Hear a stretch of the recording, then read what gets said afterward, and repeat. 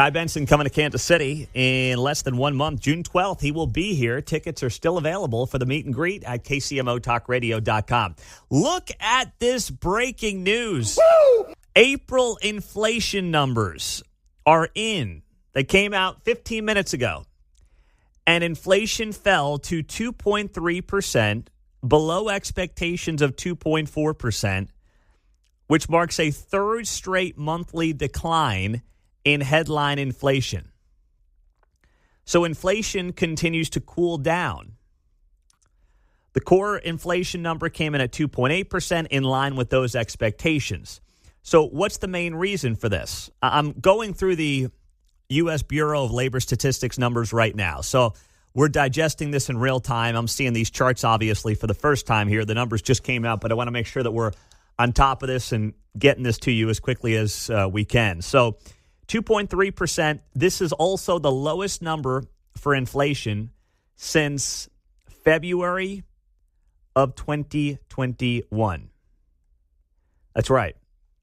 So these are inflation numbers we have not seen in going on 4+ years. Smallest year-over-year increase in CPI data since February of 2021. It's also the first set of inflation data, which is inclusive of April 2nd and the reciprocal tariffs. So now all eyes are on the Fed. Will the Fed cut rates? Will they not cut rates? What are they going to do here with inflation cooling off now for a third straight month? So why is inflation cooling off? Well, a couple of things right now, looking at the charts at the Bureau of Labor Statistics, that's BLS.gov. One, I'm looking at here, and energy. Energy unadjusted 12 months ending April of 25. Energy is down 3.7%. Gas, 11.8% decline. Fuel oil, 9.6% down year over year. Food was down month over month, 0.1%. Year over year, unadjusted, 2.8%.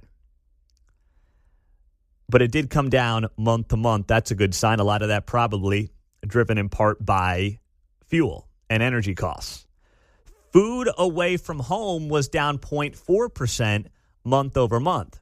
You wonder if some of that is driven by maybe a softening in the restaurant industry, maybe people tightening their belts a little bit, not eating out as much. Also, fuel costs being down hopefully helps the cost of food in general. So that came down month over month as well.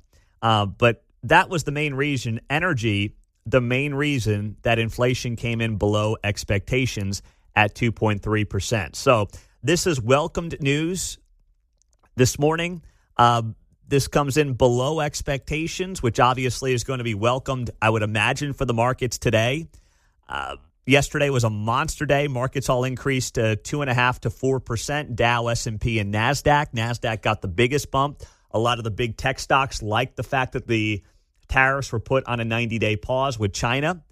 So now you wonder if, as we sit here and get more economic data that would suggest the economy could be getting back to a pretty good spot. There's a lot of damage that needs to be undone from the last 4 years. Come on, man. No, it has to be undone. It's not going to happen in 2, 3, 4, 5, 6 months. But if inflation continues to cool down, if you still get jobs reports that come in hotter than expected, and that's been the case for the last couple of months, and you do this through Trump's deregulation, extension of tax cuts, maybe cutting further taxes, getting better trade deals overseas, and also closing off the border. Let's be honest. Closing off the border is going to help you on housing costs, right? I mean, that's just people got to live somewhere.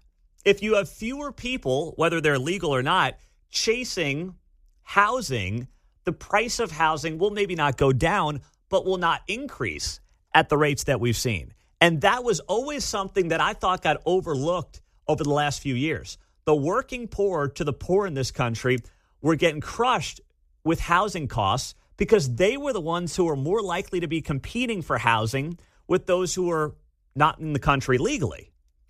Right? Like, it wasn't you looking to buy a $600,000 home somewhere in Johnson County that was impacting with folks or competing with folks who were in the country illegally. That's not where the competition was for housing. The competition for housing was at the lowest end. The folks who are working on the tightest margins, who have the least amount of money, they're the ones who are having to deal with the housing crunch. Just like people are across the spectrum, but that part of the housing crunch got massively overlooked. Everybody was talking about home ownership and how much that has gone up, and no doubt that's gone up. But now the question becomes, will Jerome Powell and the Fed look at cutting rates maybe sooner than expected? That's what Trump wants.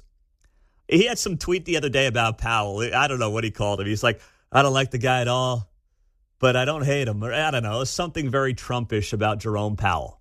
But clearly Trump is pressuring Powell to cut rates. He believes that with inflation cooling down, jobs numbers continuing to stay strong, tax cuts coming, you then get a rate cut and you will unleash more economic growth. You will unleash access to cheaper money. Now, you got to be careful because you don't want to spark inflation. You just want to have great private sector growth. And, of course, cutting government jobs is a part of this equation as well.